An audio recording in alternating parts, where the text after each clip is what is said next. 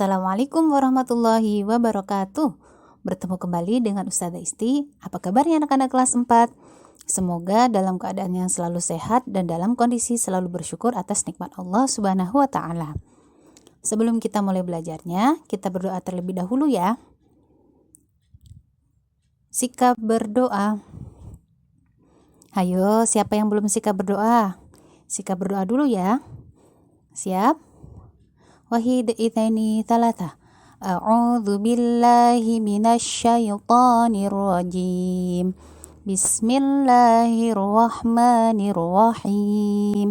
Rabbi zidni ilma warzuqni fahma. Ya Allah, tambahkanlah ilmuku dan mudahkanlah pemahamanku. Amin. Oke, di video kali ini Ustazah Isti akan menjelaskan modul IPA yang sudah dibagikan kemarin. Jika modul sudah paham, semoga video ini bisa menambah pemahaman siswa semuanya.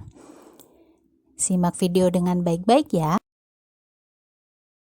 Seperti yang disampaikan di pembukaan tadi, video materi kali ini Ustazah akan membahas materi di modul IPA tema 6. Pastikan sudah membacanya ya. Nah, materinya adalah tentang siklus atau daur hidup. Khusus yang akan kita bahas kali ini adalah tentang siklus atau daur hidup hewan. Penjelasan dalam video ini ada di dalam modul IPA tema 6 yang sudah dibagikan ya. Di sini kita ulas kembali siklus hidup atau daur hidup adalah rangkaian tahapan hidup yang dilalui oleh makhluk hidup, mulai dari telur atau mulai dari lahir hingga dewasa, sehingga bisa berkembang biak. Siklus hidup atau daur hidup yang dimaksud di sini itu adalah siklus hidup atau daur hidup khusus untuk hewan.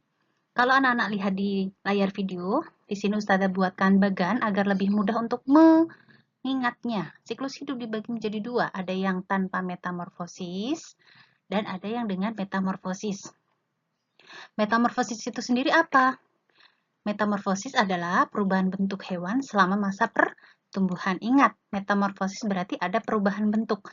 Sedangkan tanpa metamorfosis artinya hewan tersebut mengalami atau tidak mengalami perubahan bentuk. Betul sekali. Kemudian di sini metamorfosis juga dibagi menjadi dua. Ada metamorfosis sempurna dan ada metamorfosis tidak sempurna. Perbedaannya apa? Metamorfosis sempurna itu adalah hewan yang mengalami 4 kali fase perubahan bentuk sampai dewasa. 4 kali ya.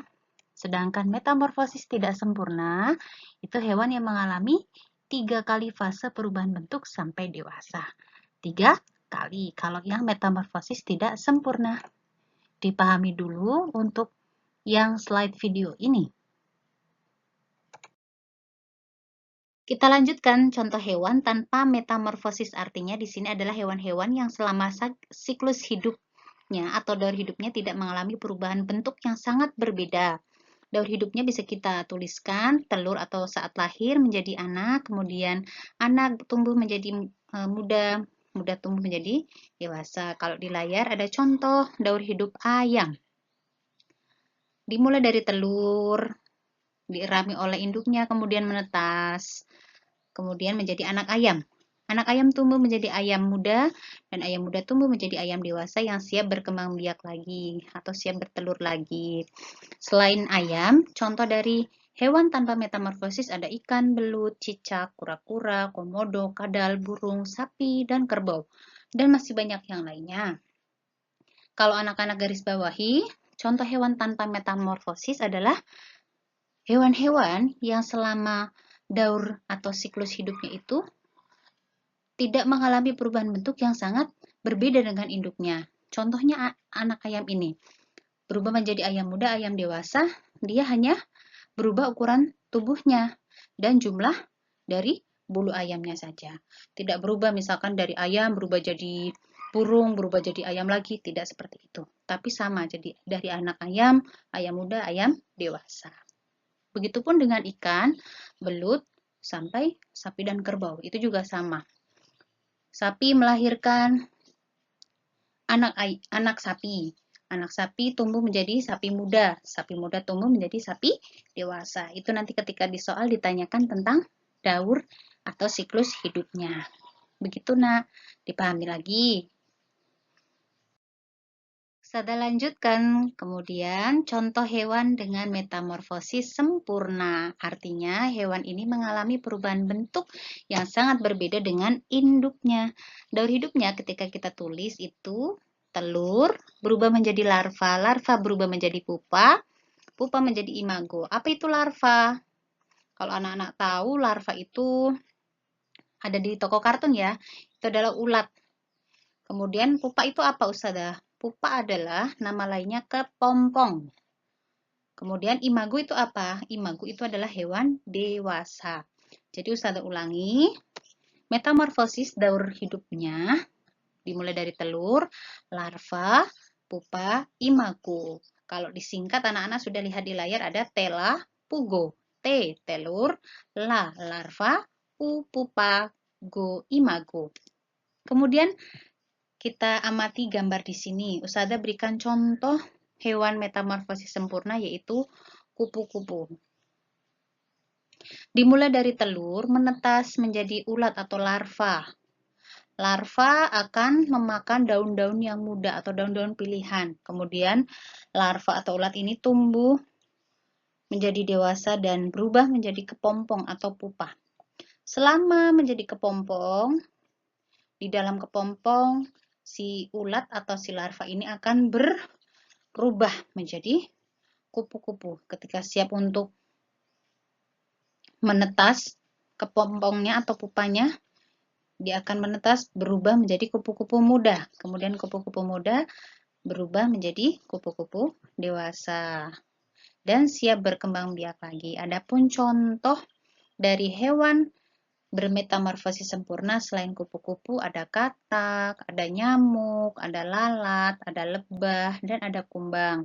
Ketika ada soal, misalkan sebutkan daur hidup dari katak. Berarti anak-anak menyebutkannya seperti apa? Telur, larva, pupa, imago. Salah atau betul? Salah.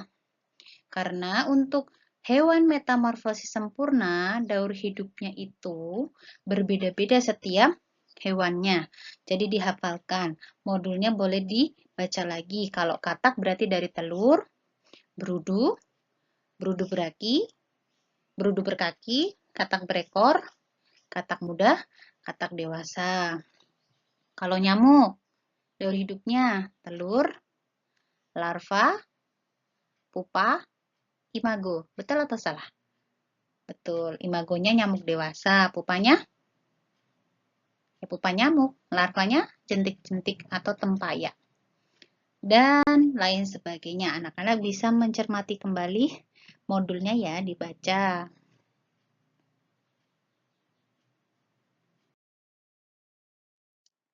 Kemudian contoh hewan metamorfosis tidak sempurna. Artinya dia mengalami perubahan bentuk tetapi tidak terlalu berbeda. Daur hidupnya kalau dituliskan, telur berubah menjadi nimfa, nimfa berubah menjadi imago. Imago itu hewan dewasa, nimfa itu hewan mudanya. Kalau di layar sudah terpampang contohnya daur hidup metamorfosis tidak sempurna dari belalang. Dimulai dari telur, menetas menjadi nimfa, nimfa atau belalang muda. Kemudian nimfanya belalang ada 2 kali. Kemudian nimfa kedua tumbuh menjadi imago atau belalang dewasa. Selain belalang, contoh dari hewan metamorfosis tidak sempurna itu ada belalang, jangkrik, kecoa, laron, dan capung. Kalau disingkat, anak-anak bisa menghafalkannya langkrik, larcoa, cap. Lang belalang, krik jangkrik, lar laron, coa kecoa, cap capung. Apa kalau disingkat? Langkrik, larcoa, cap. Ini dihafalkan ya. Ketika anak-anak sudah hafal langkrik, larcoa, cap, ini sudah jelas contoh hewan metamorfosis tidak sempurna. Selain langkrik, larcoa, cap, berarti hewan metamorfosis sempurna atau hewan tanpa metamorfosis. Lalu, keberadaan siklus hidup atau daur hidup hewan di lingkungan sekitar itu memiliki kerugian dan manfaat.